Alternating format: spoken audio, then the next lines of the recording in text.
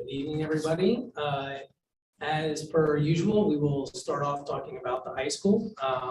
With respect to where we are, we have received some pricing from Russilli. That pricing is being evaluated and analyzed. They're slicing it 20 ways to Sunday to try and make sure that we have every dollar accounted for with respect to the building and that we have scope alignment with respect to the budget. Part and parcel to that is the stadium and site work to the east of the proposed high school. That's an area of special focus because that's the work that we're looking to commence as soon as possible. There are two things that will that this start date for that work is predicated on. The first is GMP that specific scope. So getting a financial lock from Russilli with respect to that first phase. That's something that we are anticipating to happen over the next few weeks, if not sooner. I think we're pretty close to that. The other start date constraint is getting the necessary approvals from the authority having jurisdiction, which in this case is the city of Gahanna. We continue to have very frequent discussions with the city of Gahanna. We are working through some of the challenges that we have collaboratively with respect to some of the issues that they've seen with the submission, but also the work that may be contemplated further on down the road. So we are currently trying to work through that and hopefully we can work through those issues and get the project started in earnest here by the end of August. Is what we're waiting for. Yeah, so one of the things we're working with our attorney, Chris McCloskey at Bricker Neckler is working with Ray Malarski at the city attorney, and they're collaborating to look at an MOU that would allow us to start the work on our stadium as soon as possible in August.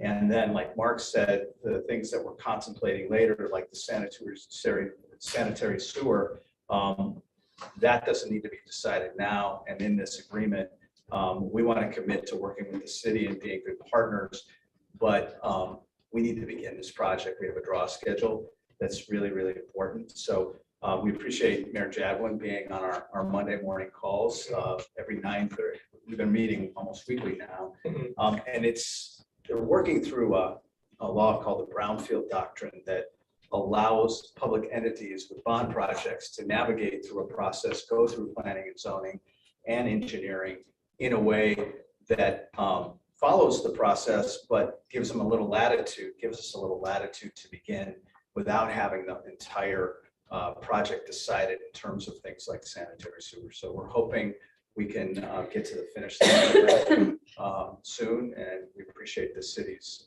work with us on that. Indeed. Any questions or comments on the high school? Okay.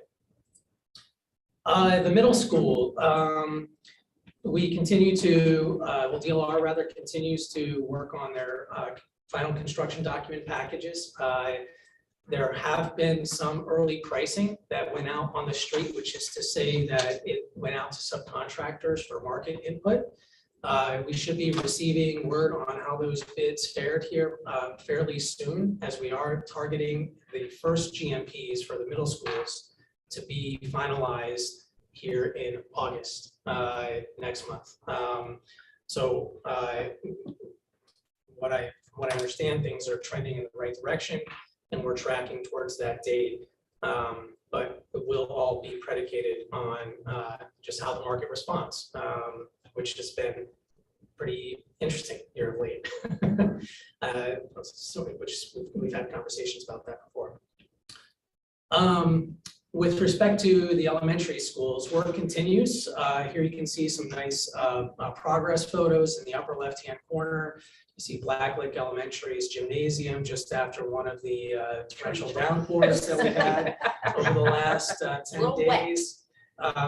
However, if you look in the lower left-hand corner, the academic wing where we have the lid completely intact, the roof is on, you can see that the interior wall construction is well on its way. even taped and mudded, which is a wonderful sign. With respect to High Point, we continue to work on the structure at the gymnasium addition, but the interior construction, if you look at the lower right-hand corner, has progressed nicely on the academic wing. As far as scheduled completion dates and construction costs, those have held since last time we met. Wonderful. With respect to Blacklick Athletics, for those that have driven by this site, you've probably seen a lot of heavy earthwork equipment out there just going to town. This is a big site, and our earthwork crew has been making a tremendous amount of progress. So much so that we are now ready for the synthetic turf contractor to go ahead and take advantage of the pad that's been prepped. Once we're anticipating them to mobilize here any day, hopefully next week at the latest. But because of the weather, because of the other impacts that we may be encountering in the future, I shifted the date that we had been reported with respect to the synthetic turf completion date from August 31st last month to September 15th. I know the turf contractor is going to try and beat that. And if we get favorable weather, odds are good that we can honor that August 31st date, but we wanted to just make sure that the team and the community was prepared and had the appropriate expectations given how things have transpired over the last week or so. And I'm assuming it's a safe assumption that like Kat, the coaches and the teams do know or will know shortly after this meeting. Yeah, so we've been having conversations with Catherine over the last couple of weeks. Of course, we hope that it doesn't get to that point, because then it would, of course, mean less than ideal situations. Potentially 1-2 games or a couple of weeks, it would be short-lived, but it would be uncomfortable. And right now, we have practice worked out, and game-wise, we likely would end up at Middle School West in the open green space between the field and the softball diamonds.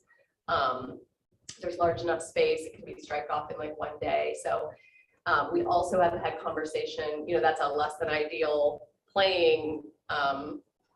Field for especially varsity. They're used to playing on turf. So, it's definitely a pain point. We have had some conversations about potentially shifting like a traditional home game to an away game so that it could have a better playing surface. So, we do have that final backup plan, but still trying to find a better solution should it be needed. Jill, is soccer kind of like softball in that they have a home and away? Could they just flip when they do the? Well, the problem is that with soccer, boys and girls play in the same season. So typically when the boys team is away, the girls team is home. Yeah. So it's not always that easy. But there is sometimes flexibility depending on when the football team is practicing. And, you might have to move your game time to a little bit later and play under the lights or earlier. So it's not quite as easy as like with softball, but, some potential. Well, then there's the JVA, JVB. Yes. McCorkle has a soccer field paint striped and right on the upper McCorkle. Yeah. I'm not sure like if the regulation sizes, but I know that we had talked about, was it Headley Park? Where the girls soccer coach has some field connections, Okay. so. Also over at Thompson. That's right, in Thompson Park, that's what I was thinking. Oh yeah, that's a big area there too. Yeah. So we're Okay. going to hope for good weather and not torrential downpours. And quick That's right. turf installation. Yeah, and quick turf installation. I think the next 2 weeks will be very telling and will give us a better forecast of when that. And I guess one more question, Blacklick, like, because it's outdoors, we don't have to get like an occupancy permit from Jefferson Township or something like that, do we? That's correct. It's not an occupancy permit. There is some other construction testing, like compaction testing, Okay. that we have to adhere to, but it is ready for the turf contractors to get out there. That's awesome. Yeah.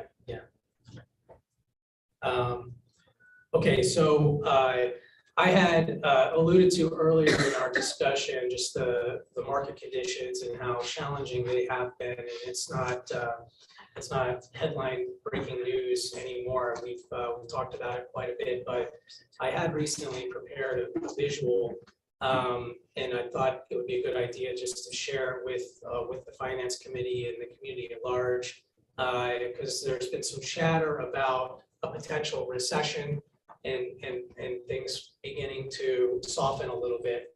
And while we can keep our fingers crossed and hope that that does indeed happen and alleviate some of the construction cost pressures that we're all under, I did want to just recap what has happened here in Columbus relative to national indices, so that we have a realistic expectation, if past is prologue, on what to expect should there be a nationwide recession.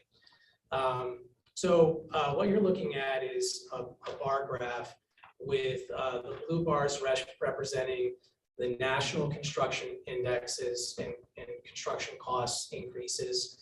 And then the red bars are indicating what we are seeing in Central Ohio. And to the left of the little COVID virus, you'll see that the country and Columbus were in lockstep with each other. And they had been for decades. I mean, it had been a very long time in which Columbus had separated itself from national indexes. And once COVID hit, the construction market across the country did indeed soften. And we did see construction costs dip modestly. Then they remained flat for a while before finally escalating back up in the midpoint of 2021. Columbus, however, did not see a softening in the construction market. As a matter of fact, it continued to climb. We didn't have a single quarter that was even flat. And it was because of the continued investment from Google, from Amazon, and from Meta, and also there's a significant amount of healthcare work underway.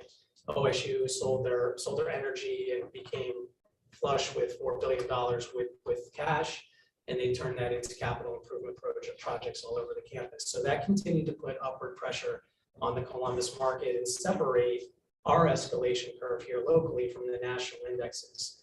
So I wanted to share that with you all because even though there may be a national softening by way of a recession, with continued investment from those companies that I mentioned earlier, coupled with Intel, we may not see that. So we shouldn't be taking it to the bank, and we should still plan for continued construction costs to climb until we get that cost certainty, i.e. GMPs.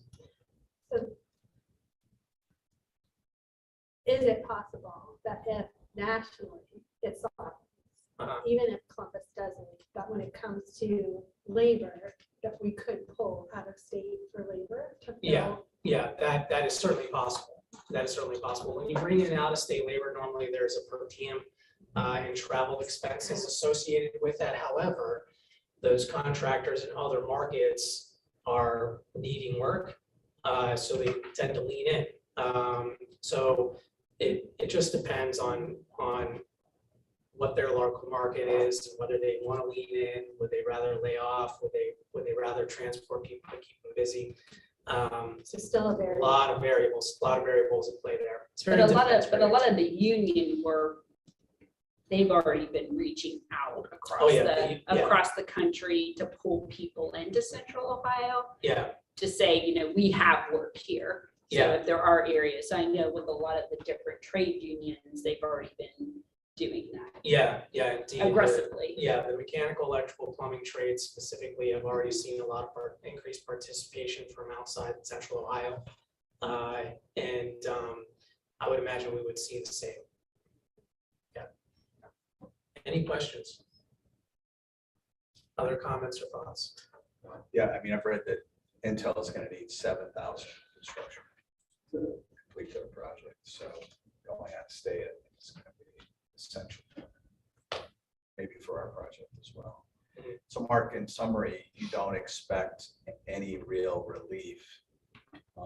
And a lot of these projects are public, right? So it's not dependent on private investment or it's already in the Well, all pipeline, the so it's the gonna data be, center projects are private. yeah, Uh, but like OSU, the 4 Yeah, billion. OSU, the airport Right. project, those will all be publicly funded. What was that? Nationwide Children's. Well, that would be a private job, but yeah, yeah, you're gonna probably see continued robust investments, both Yeah. privately and publicly. Which is, you kind of want that balance. Yeah. But no one's pumping the brakes. Right. And yeah, my advice to this team here is that despite what you may hear in the news with things softening, I just want to make sure we all understand how the Columbus market most recently performed when the national market softened. And we shouldn't take that to the bank just yet. I have a question that came to me from a community member, not really directly related to this, but they've been watching the tearing down of buildings and wanted to know what we are doing with the solar panels that are coming off the buildings. I don't think we have an answer yet. I mean, we're still working through it to understand how they are incorporated in the new high school, or if they will be incorporated in the new high school. But I think we're still working through that. So if they're not incorporated, what can we do with them? Anything? Maybe we could, look at putting them in a field. We could, and trying to gain the power that way. Okay, But we just don't have an answer yet. okay, Thanks. Is somebody analyzing the financial aspect of the Yeah. proposition as well as the, Yes, so we have, Physical we have some numbers, space. and then we've also, and Ricker has looked at the contract to And understand do where we, we're at. do we have an out if that building is demolished? There's an out, some are better than others. Oh. So I think as an admin team, we need to just talk through it and then come up with the right answer and then, bring it to the board. With a financial analysis as Yes. well, right? Sure. So one of the things that will be done over the next few months is inventorying all of the things in the existing high school with an understanding, or trying to achieve an understanding of what can be repurposed and brought over into the new high school. And solar panels could be part of that study, but other educational type FF&E is also being evaluated. Okay, anything else? All right, thank you. Wonderful. Thank you. All right. Next on the agenda is our June 22, which is a full year's financial report.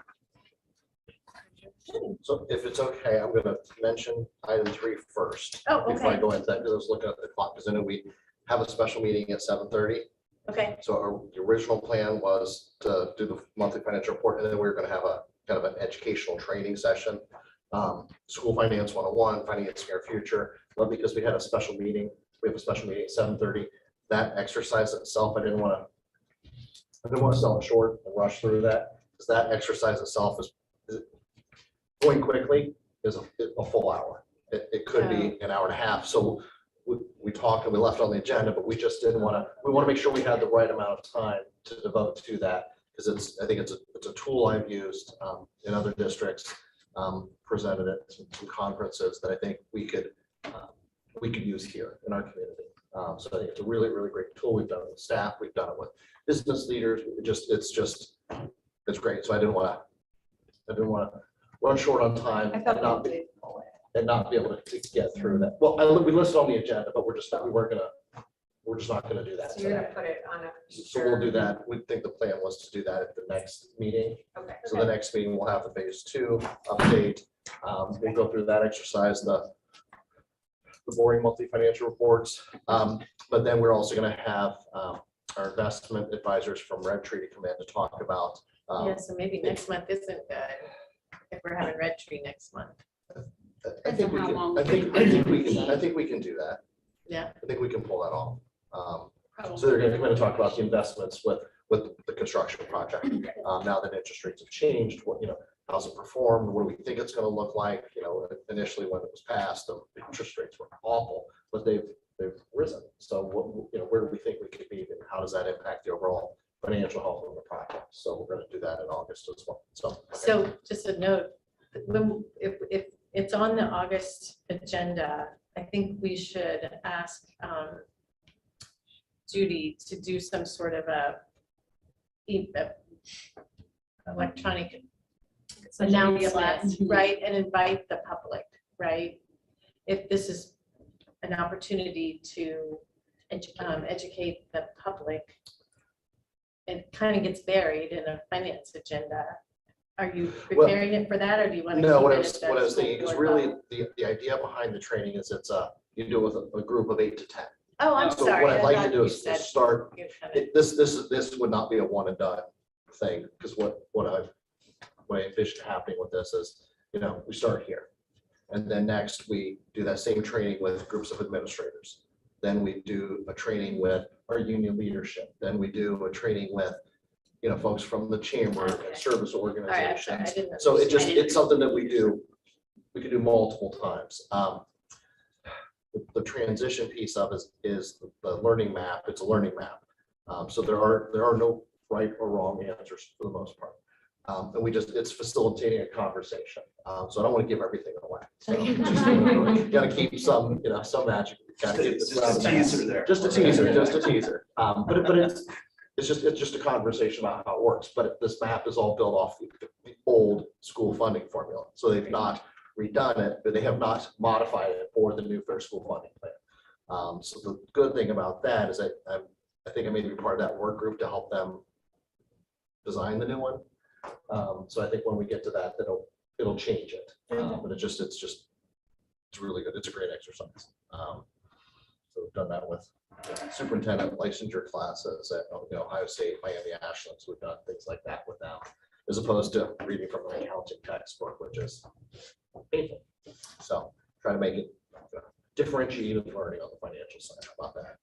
Wow. Look at that. That Here's was like an hoping around the the back pass. funding plan gets renewed.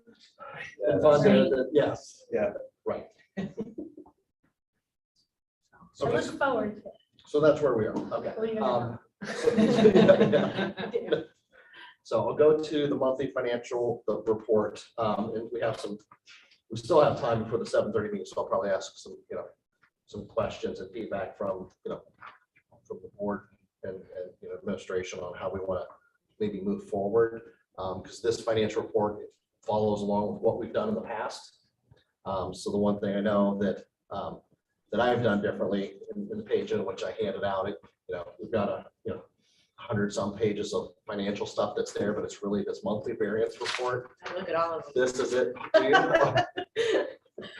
So you're the only one, you're the one, no.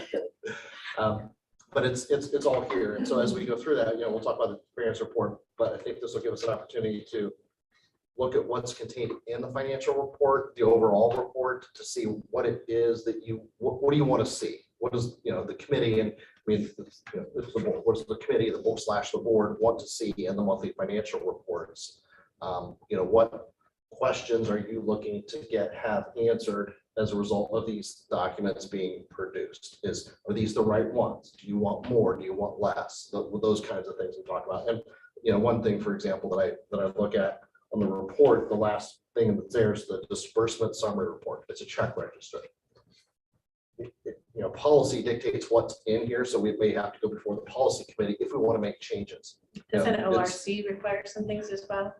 There might be, yeah. So we want to look at those Think it things for the is policy checkers. committee, but it's, because I think some of it, I think that was in our policy, was the check register piece. And there really isn't much we can do with that. It's really more informational, because at this point, those checks have been cut, they've issued, cut, and a lot of them have been cashed. So it's not like we can really go back and get the money back. It's just, like I said, information. It's not like you're approving them before we hit print in the office kind of thing. So just trying to figure out what it is that the committee wants. But on the monthly variance report, what we've done, thrilled that we've got FY22 closed. behind us. We've moved on to a new chapter. So I am extremely excited. We got closed the end of last week. Everything was processed. We had to do a lot of work. A lot of credit goes to the staff to get things cleaned up that we needed to get in the system the way it needed to be so that everything matched. Because we really had things that in the accounting system and spreadsheets that were filed didn't necessarily match. We had to make sure that happened.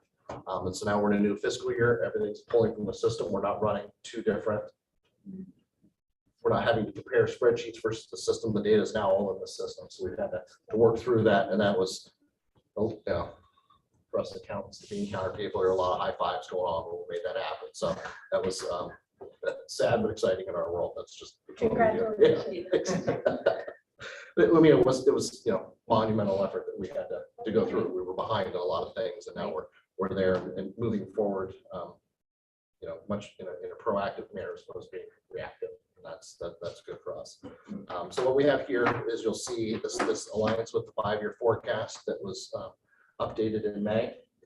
When we look at this monthly estimates, you'll see that for the month of June, and then the fiscal year to date estimates. And I think I've said for the last, I think this is the 4th report that I've done.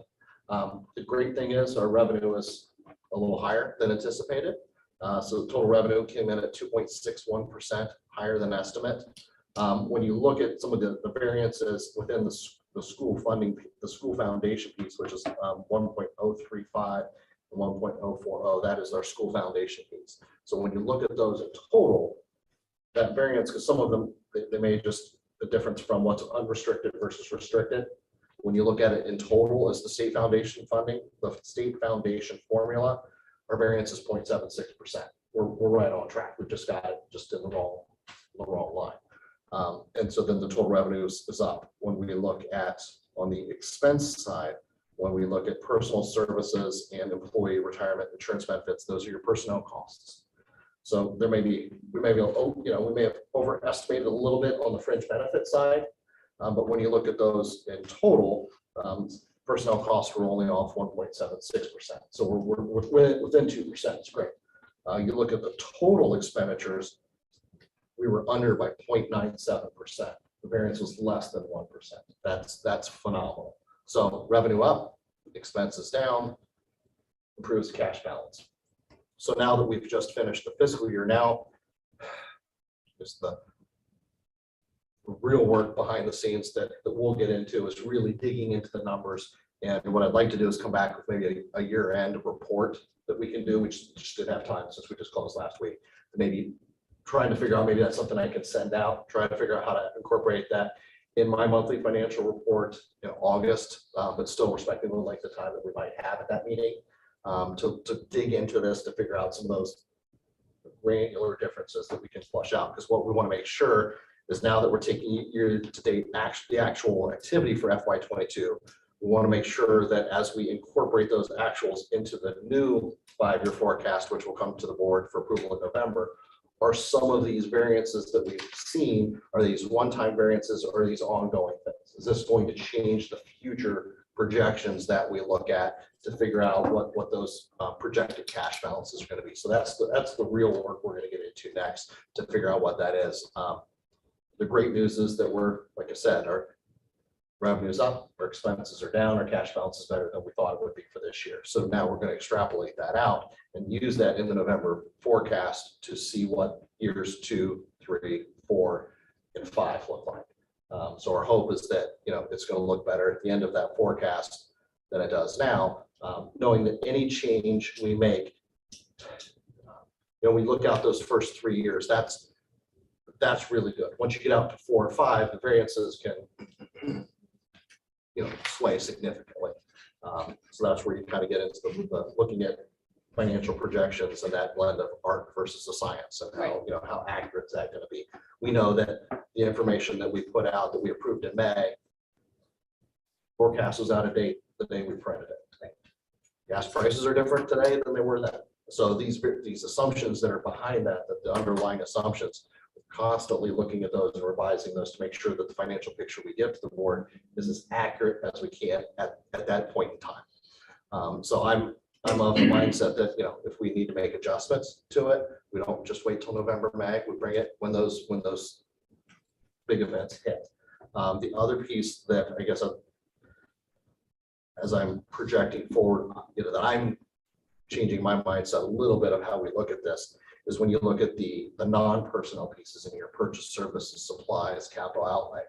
Those numbers were the original numbers that were in at the beginning of the fiscal year. They've never changed. Those are the original estimates. But what happens during the year is somebody may transfer money from a supply to a purchase service. So it shifts where the money is budgeted for.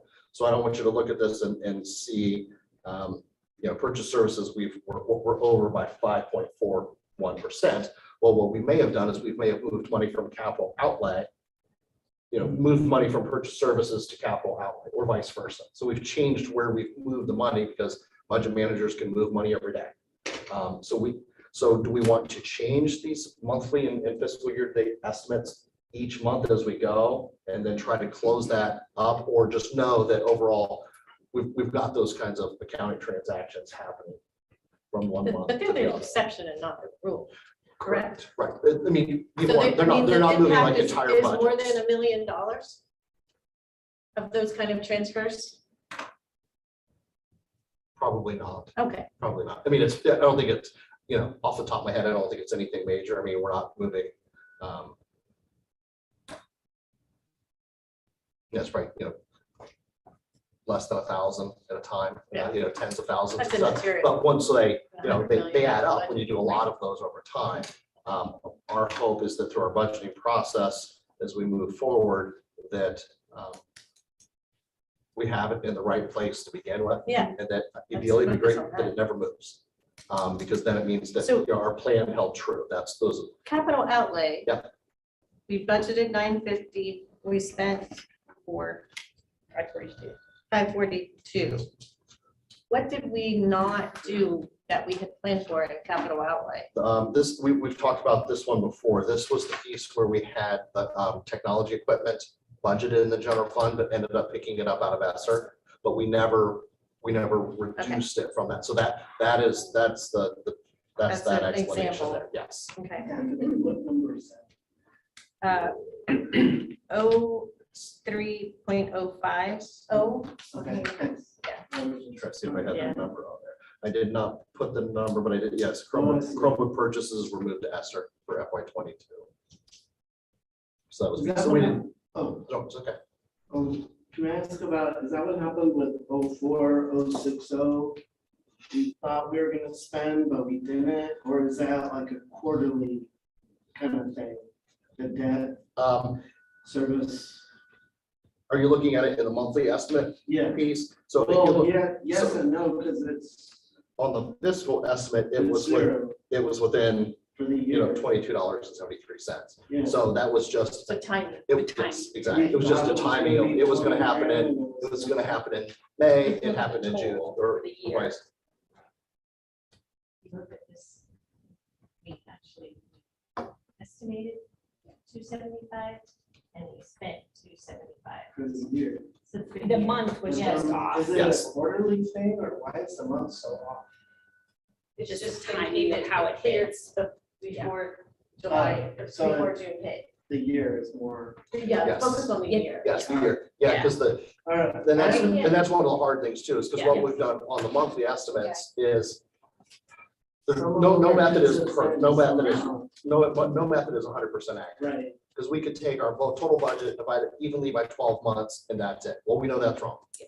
We could look at last year and say, okay, how did that money come in over 12 months? If we use that breakout, well, that's gonna be wrong because last year was different than the year before, which is different from the year before, trying to figure that out. So what I did when I came in is I looked at 5 years of actual transactions and used that 5-year average because I knew the 2 years of COVID, I mean, throw those out the window. Knock on wood, hopefully we never have that again.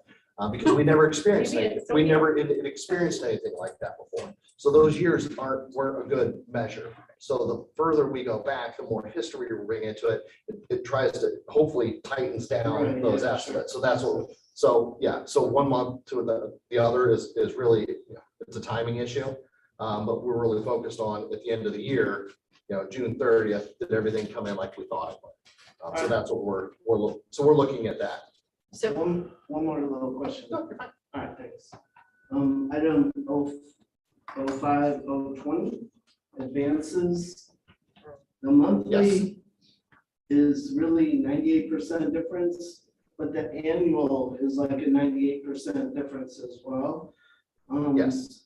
So what is that, though, the advances? So advances are a transaction that we do at the end of the year. It's an accounting, there are two ways to get funds out of a negative a deficit.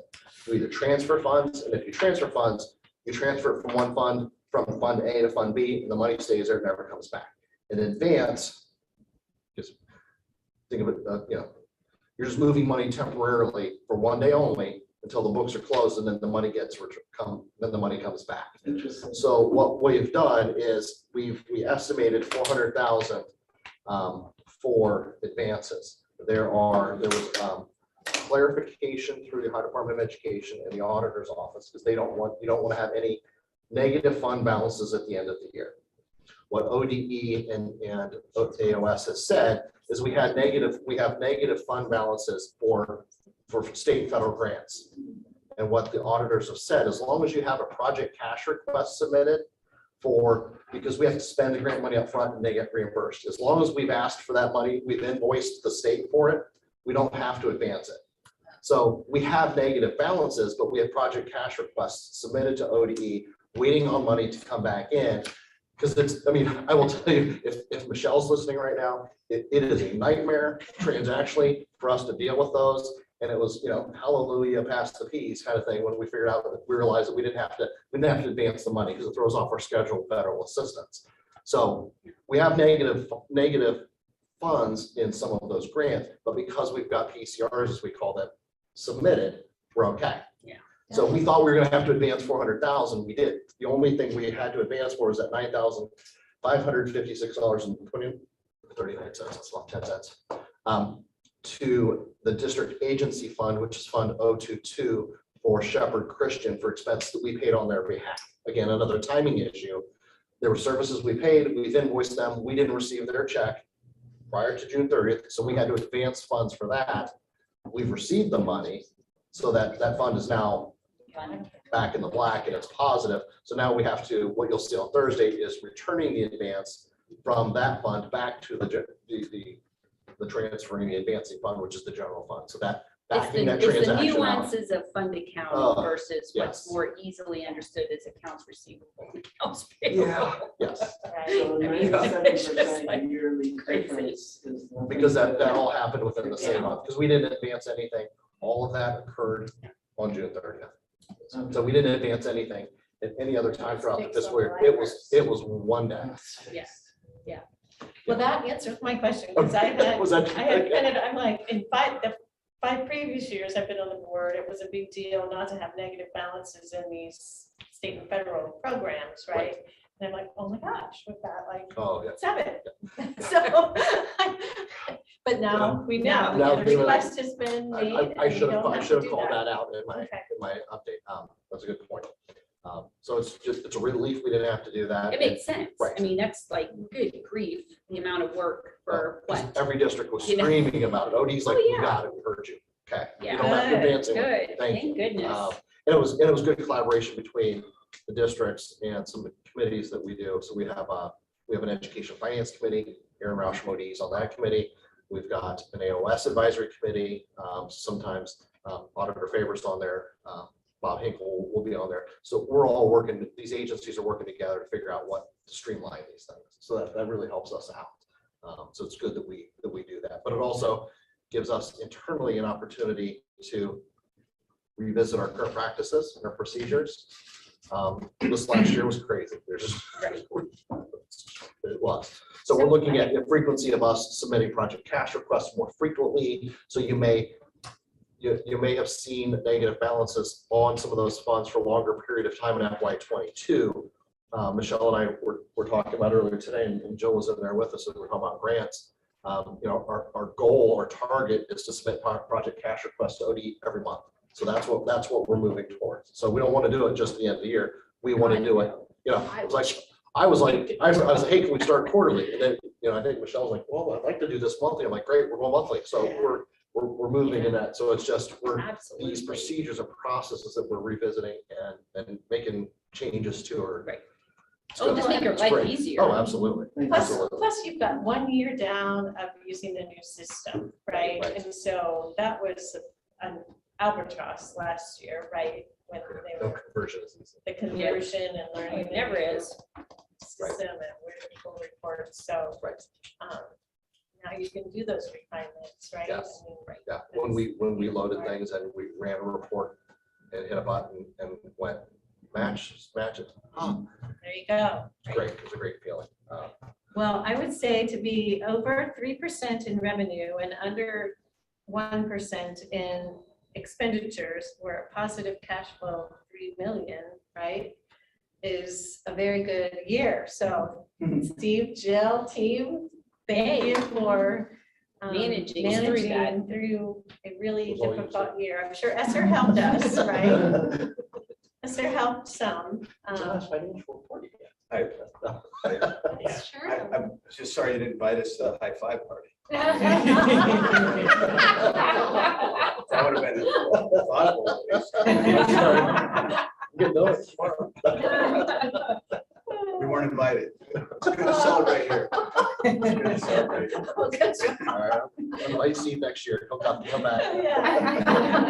Make that invitation. It's good. I think ESSER funds helped somewhat. Absolutely. Absolutely. So, And smart financial decisions. absolutely. Yeah. Especially, it, Don't give away all the the credit. heat of the moment. I mean, there was a lot of, tough decisions we had to make. Purchases we had to make and adding staff that was purposeful. So appreciate our team's effort in doing that. Because we know that the mental health ads that we did and lots of different training we did. It's good news. So thanks. It's good news. Just flew away. Oh, at some point, is there anything on Thursday night's agenda that you wanted to highlight? There's a couple been I think we've got announced, right? there's 5 things on the agenda. We've got the June financial report, normal donations, Yeah. the advance, the advance we're talking about, that $9,500, because we advanced it, we have to take action to return the advance, another Right. check in the box, just, Right. so that's on there. We have then and now, $7,250 maybe, for junior achievement. So I know that we're working with the buildings to, what happens with then and now is that it's basically we've received an invoice before purchase order was issued. Anything over 3,000, I have no authority to pay the invoice unless the board approves it. So that's why those come forward from the board. So we're working with the buildings. I think there were 3 buildings that had invoices that we didn't, that the district office didn't know about because they weren't issuing purchase order. The district office was. So we're just working on that collaboration with them to make sure that if they're doing those things, let us know ahead of time. We will do back to school reminders with administrators, with secretaries, with new staff come through. That I always do that. Don't buy anything unless you got a purchase order, right? Or you've got 30 days after qualifying event to make changes to your health insurance. Everything else we can fix. Those are the big ones. Those are 2 big And we're also looking to send communication out to all of our vendors in the system. A friendly, gentle reminder from the friendly treasurer's office. Hey, don't send us anything. Don't provide any services unless you have a purchase order. Because what we want to do is avoid those litigious situations where they're coming after us for money and they don't have a purchase order. So we can say, thank you very much, company ABC. Thanks for the donation to the district. Or we look at the employee that made the order that didn't have a purchase order and go, oh, thank you for your donation to the district. We really don't want to go either route with that. We want to make sure that we're communicating and educating the vendors as well as our staff so that nobody gets stuck in a spot like that. So we'll work on that piece. The other piece that we do have some appropriation adjustments, and I think a lot of that was, getting to use the system correctly. So I think, I'm trying to think how many there are. There's no general ledger. There were no general fund pieces, General those were fund fine. There were ones. some adjustments to fund food service, so Yeah. a fund 06, 07, 11, 18, 11. 22, and 300. thank you. Just trying to do it off the top of my head. So there were some things that because again, we're refining our processes, and what we've determined the old processes where there were multiple spreadsheets that were used to load information into the system. And when you have multiple spreadsheets loading into the system, they don't necessarily always talk to one another. So one got loaded, one didn't. The revenues were fine. It was just what got loaded in on the appropriation side. So the money's there to cover all these expenses. So now what we're looking to do is we're going to have one spreadsheet per fund, or one spreadsheet for all funds. So we're going to eliminate the redundancy that we have, streamline that, and it's going to be, you won't see this again at year end, because last thing I want to do is bring up adjustments 2 weeks into the fiscal year and have to do that. But we identified it right away. So we've changed things immediately to hopefully avoid that. So things that will come up, there are going to be adjustments because we're going to get additional grant dollars. We're going to apply for grants that we didn't know about in June. Great thing. We got more money coming in. That means we get to spend more money. So we're going to those the adjustments that we will make throughout the year, and we'll explain what those are and why. I think that's all that's on there. And sometime at a future meeting, I know I had asked you a question about some of the items for action in the first after finance. I have come from title funds in the past or from federal funds, and I think the response was that it was changed to take salaries out. Well, then how do we manage the salary total if it's not all in general fund, right? Like and I guess philosophically, if these are special expenses that relate to, and we would have had to teach them regardless, I guess that philosophically, as a school board, I think we need to have that conversation about how do we allocate those fund dollars, right? That Yeah, have and it's- special earmarks. Yeah, and so the use of them we have more allowable expenditures we can put into a limited revenue fund. So if we have a Title 6B, for example, special education grant. So we have more things that would qualify to go against those funds than we get money for. So there's always a blend of the two.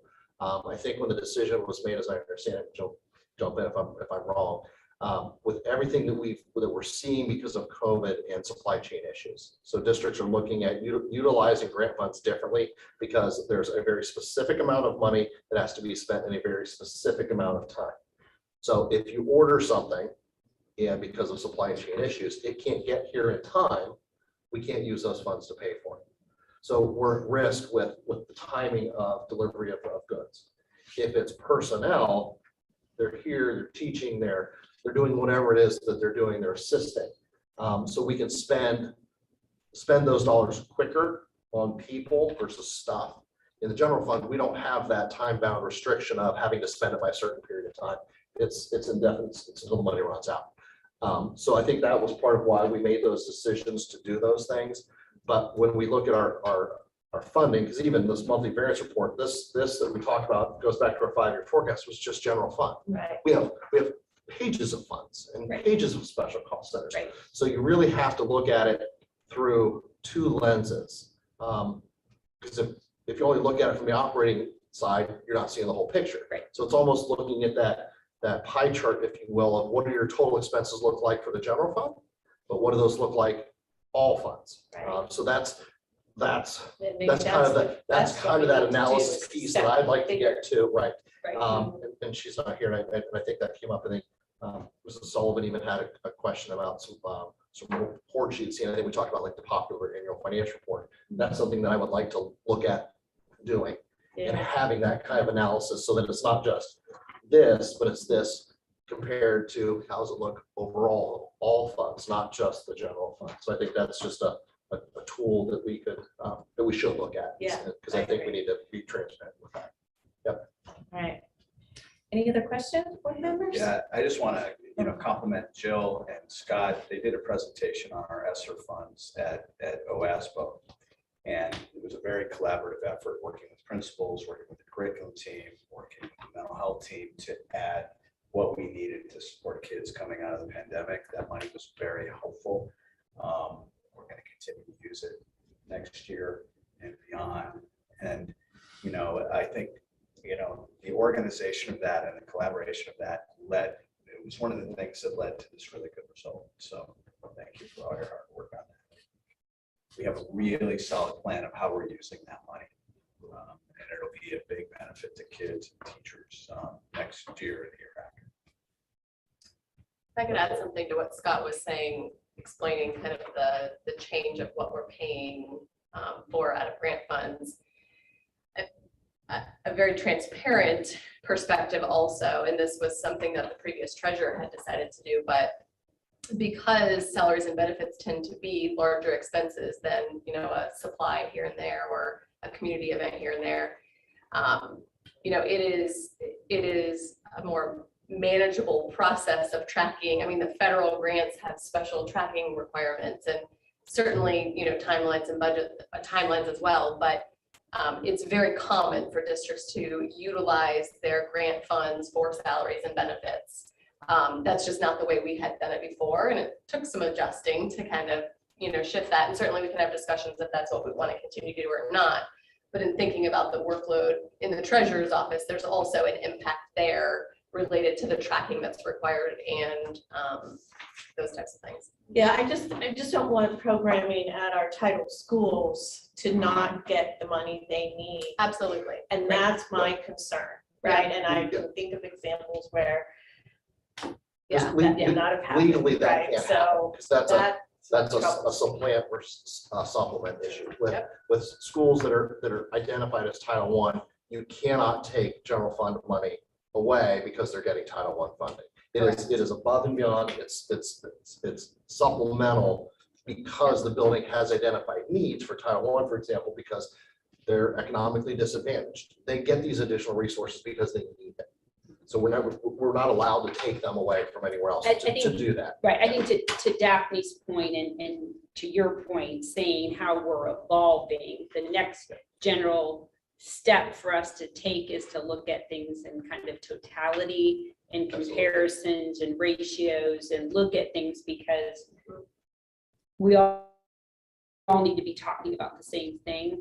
And you guys know it in such more detail than we do, but then when we have other conversations, it raises the question. So I think we're all on the right page to that. We just want to make sure, like Daphne said, everybody's getting what, especially the buildings, what they're due and what they need to have to be successful. Yeah, and our goal for the too is students. with these grant funds that are out there, whether it's an allocation that we just get because we qualify, or it's a competitive grant that we go out and we win because our grant was just awesome.